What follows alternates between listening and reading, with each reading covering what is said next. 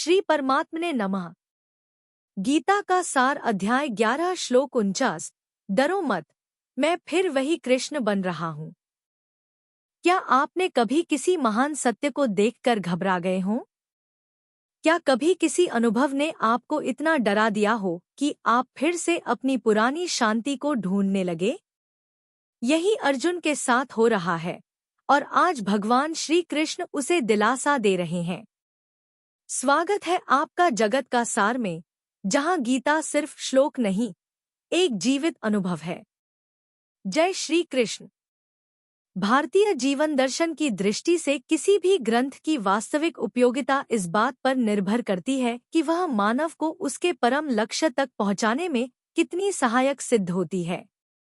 इस कसौटी पर अगर कोई ग्रंथ सर्वाधिक खरा उतरता है तो वह है श्रीमद् भगवद गीता। यह न केवल हमें जीवन जीने की कला सिखाती है, बल्कि आत्मा की मुक्ति का मार्ग भी प्रशस्त करती है। अब रुकिए, एक सवाल है आपसे। क्या आप सच में इस दिव्य ज्ञान को अधूरा छोड़ना चाहेंगे? थोड़ा सोचिए। जब किसी को स्वयं प्रभु की वाणी सुनने का अवसर मिलता है, तो क्या वह अवसर यूं ही जाने देना चाहिए? अगर आप अब तक हमें सुन रहे हैं, तो समझ लीजिए, यह कोई संयोग नहीं, बल्कि प्रभु की विशेष कृपा है। आपके कानों तक जो शब्द पहुंच रहे हैं, वो सिर्फ आवाज नहीं, वो उस परम चेतना का संदेश है जो आपको जगाने आई है। हम तो बस माध्यम हैं, असली संदेशवाहक तो स्वयं भगवान श्री कृष्ण हैं। तो बोलिए, क्या आप इस अमूल्य अवसर को अधूरा छोड़ देंगे या हमारे साथ अंत तक इस यात्रा में जुड़ेंगे?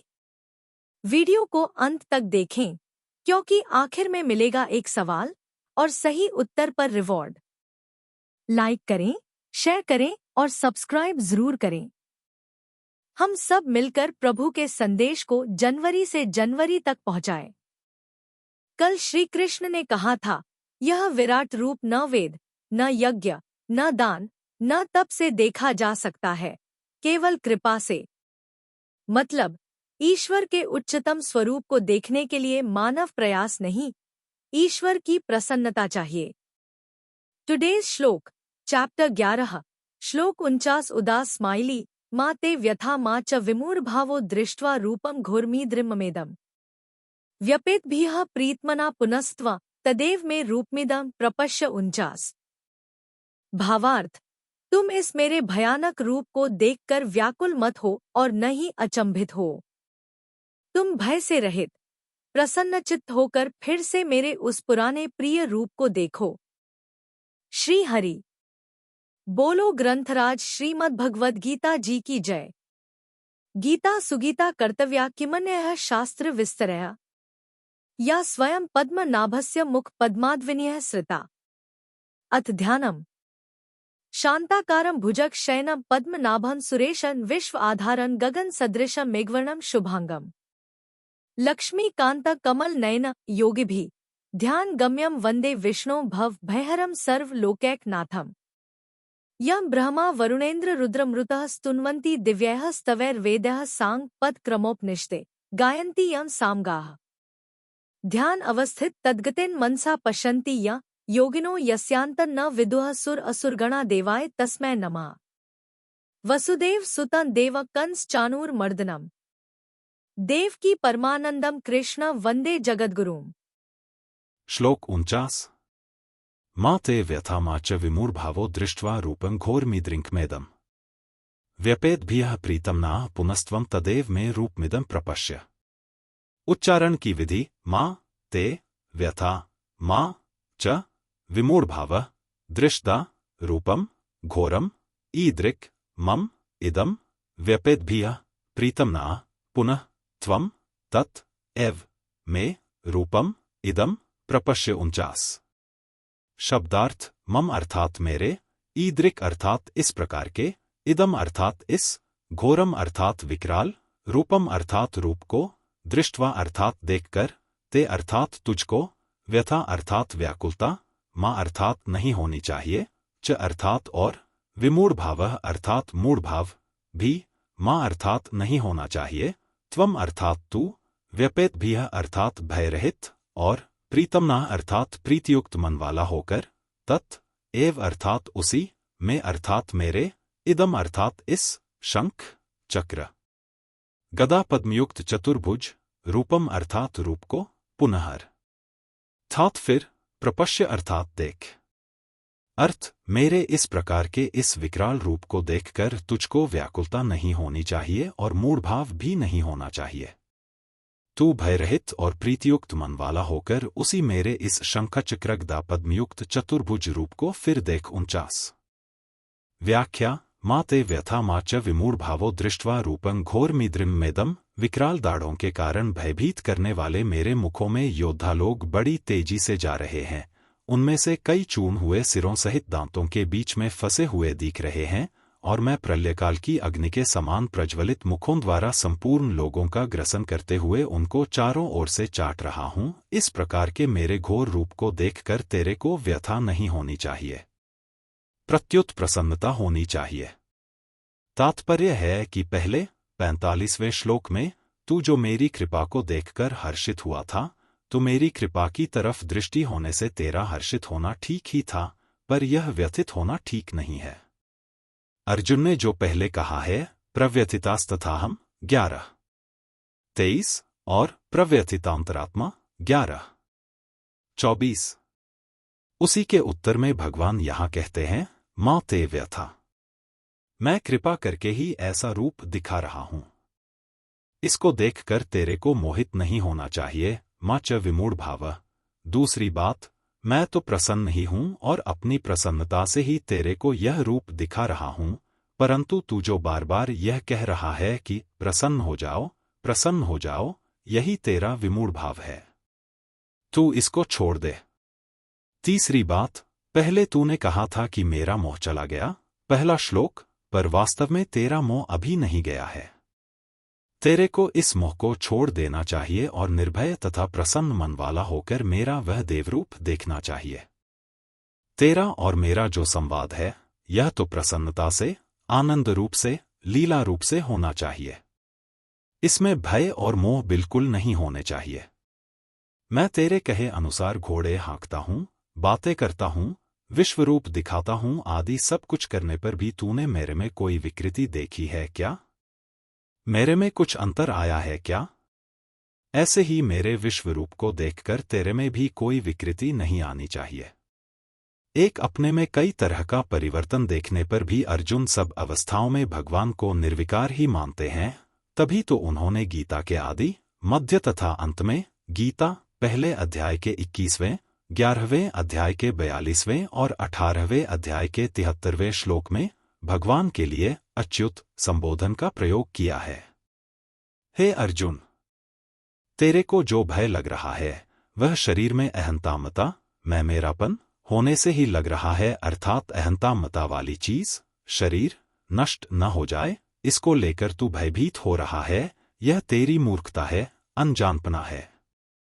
इसको तू छोड़ दे।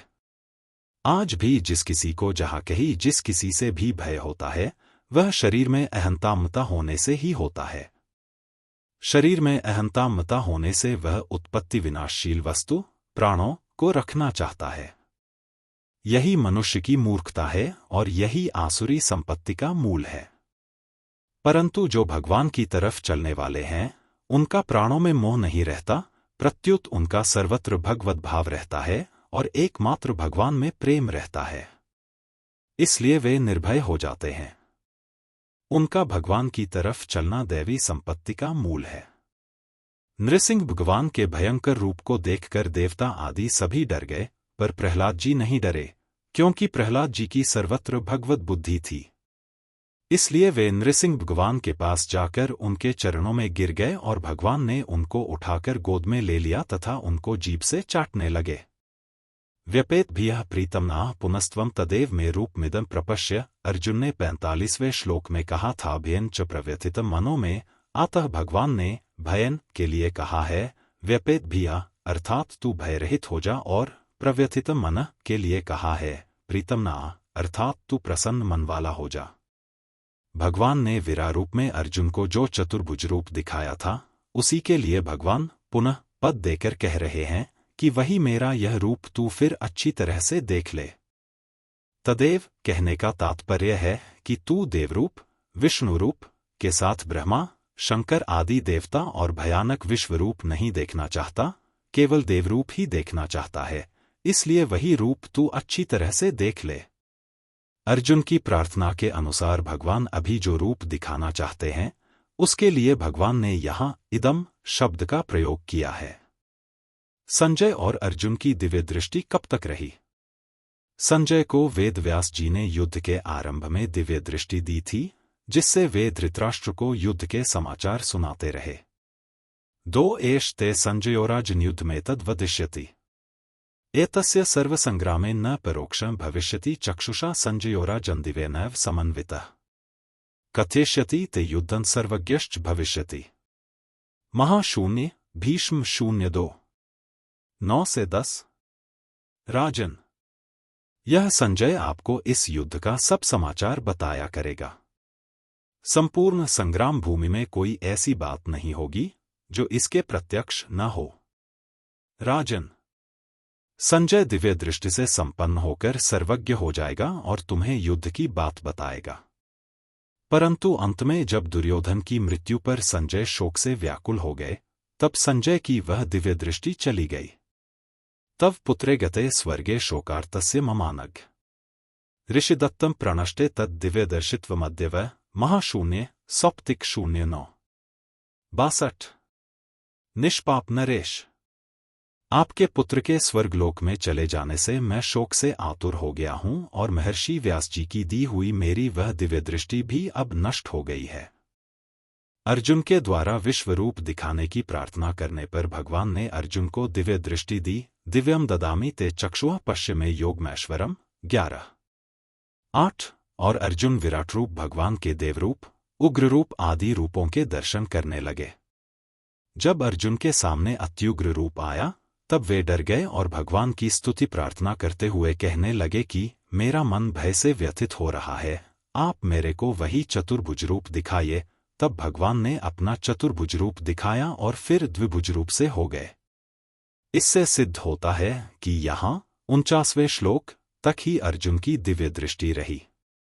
51वें श्लोक में स्वयं अर्जुन ने कहा है कि मैं आपके सौम्य मनुष्य रूप को देखकर सचेत हो गया हूं और अपनी स्वाभाविक स्थिति को प्राप्त हो गया हूं।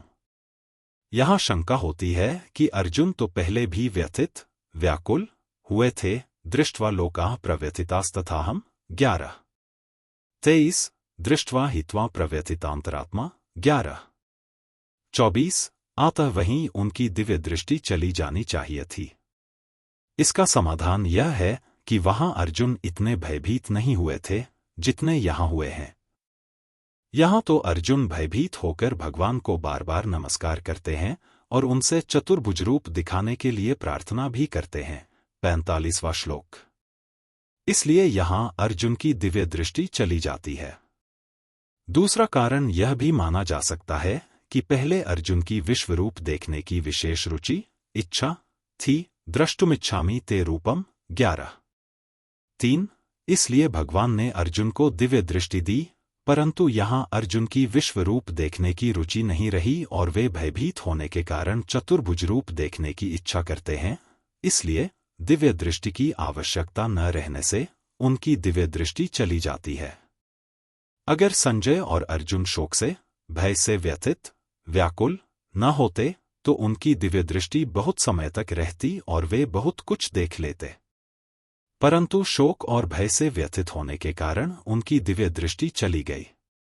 इसी तरह से जब मनुष्य मोह से संसार में आसक्त हो जाता है, तब भगवान की दी हुई विवेक दृष्टि काम नहीं करती। जैसे मनुष्य का रुपयों में अधिक मोह होता है तो वह चोरी करने लग जाता है, फिर और मोह बढ़ने पर डकैती करने लग जाता है तथा अत्यधिक मोह बढ़ जाने पर वह रुपयों के लिए दूसरे की हत्या तक कर देता है। इस प्रकार ज्यों-ज्यों मोह बढ़ता है, त्यों ही त्यों उसका विवेक काम नहीं करता। अगर मनुष्य मोह में न फंसकर अपनी विवेक दृष्टि को महत्व देता, तो वह अपना उद्धार करके संसार मात्र का उद्धार करने वाला बन जाता। परिशिष्ट भाव। अर्जुन ने घबराकर भगवान से कहा, तत्क्षामे त्वामहं प्रमेयम् 11 42 तो भगवान यहाँ कहते हैं कि मैं चाहे शांत अथवा उग्र किसी भी रूप में दिखाई दूं, हूं तो मैं तुम्हारा सखा ही। तुम डर गए तो यह तुम्हारी मूर्ता है, मित्रता में ढिलाई है। जो कुछ दिख रहा है वह सब मेरी ही लीला है। इसमें घबराने की क्या बात है? मित्रता में कौन बड़ा और कौन छोटा? भगवान ही जगत रूप से प्रकट हुए हैं, इसलिए यह जगत भगवान का आदि अवतार कहा जाता है। आद्योवतारः पुरुषः परस्य श्रीमद्भा 02 6 41 जैसे भगवान ने राम कृष्ण आदि रूपों से अवतार लिया है, ऐसे ही जगत रूप से भी अवतार लिया है। इसको अवतार इसलिए कहा है कि इसमें भगवान दृश्य रूप से दिखने में आ जाते हैं। अवतार के समय लौकिक दृष्टि से दिखने पर भी भगवान सदा अलौकिक ही रहते हैं। गीता 4 अध्याय का 6 श्लोक। परंतु रागद्वेष के कारण अज्ञानियों को भगवान लौकिक दिखते हैं। गीता 7वें अध्याय का 24वां 25वां और 9वें अध्याय का 11वां श्लोक। भगवान शांत अथवा उग्र किसी भी रूप में आए, उसकी मर्जी है। सुंदर दृश्य हो, पुष्प खिले हों, सुगंध आ रही हो तो वह भी भगवान का रूप है। और मांस हड्डियां मैला पड़ा हो, दुर्गंध आ रही हो तो वह भी भगवान का रूप है। भगवान के सिवाय कुछ नहीं है। भगवान ने राम कृष्ण आदि रूप भी धारण किए और मत्स्य कच्छप वराह आदि रूप भी धारण किए। वे कोई भी रूप धारण करें हैं तो भगवान ही। रूप तो भगवान का है और क्रिया उनकी लीला है।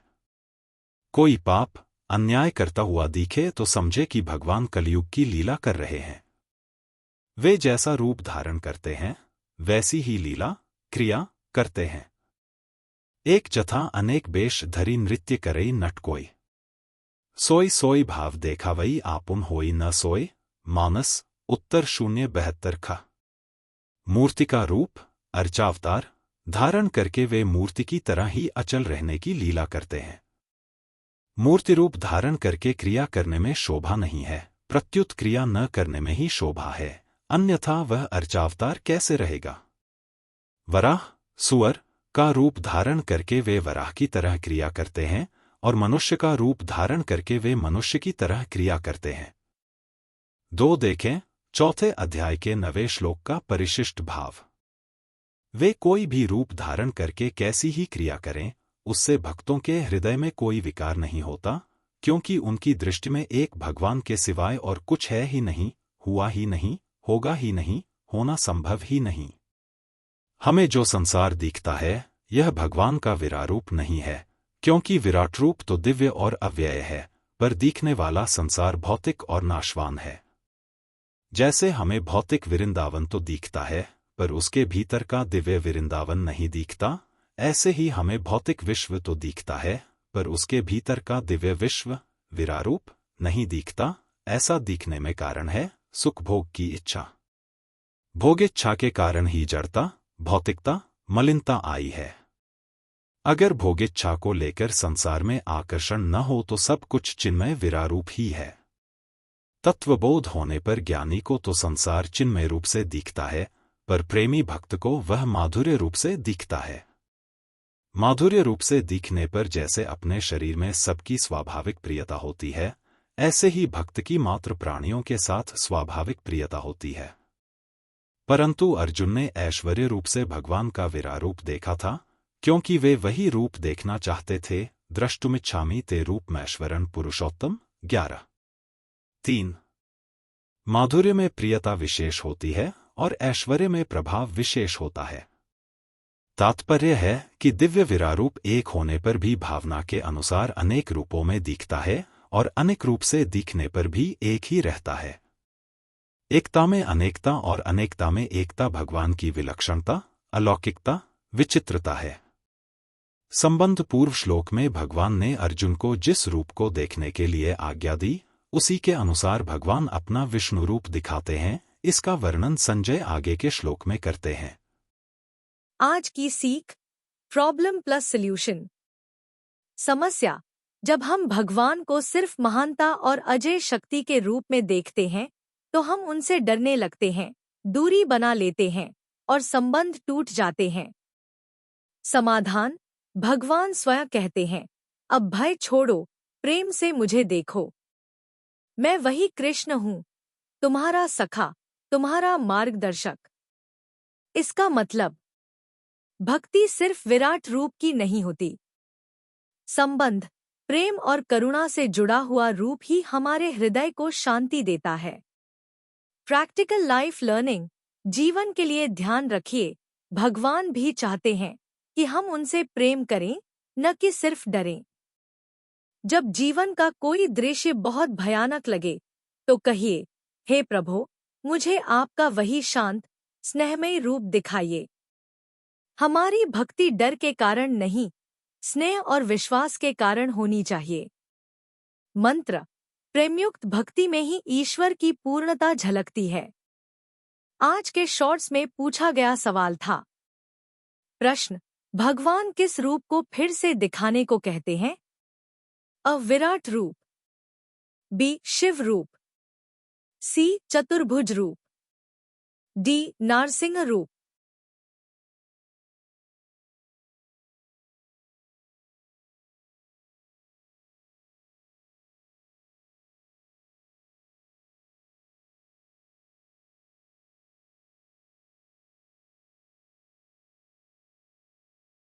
आज के शॉर्ट्स में पूछे गए सवाल का सही उत्तर है।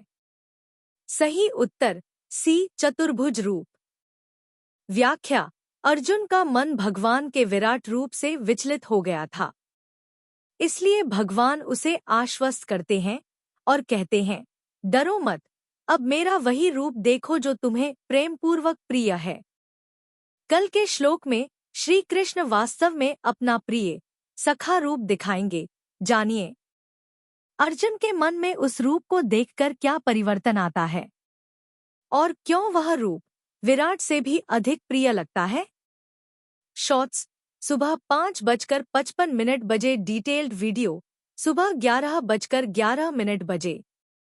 अगर आज का श्लोक आपको यह सिखाता है कि ईश्वर चाहते हैं कि हम उनसे प्रेम करें, न कि डरें, तो इस वीडियो को लाइक करें, चैनल को सब्सक्राइब करें और कमेंट करें, हे प्रभु, मैं आपके विराट रूप का आदर करता हूँ, पर सखा रूप में ही आपको प्रेम करता हूँ। मिलते हैं कल जगत का सार में, जहाँ गीता हर दिन एक नया संबंध बनाती है ईश्वर से, स्वयं से।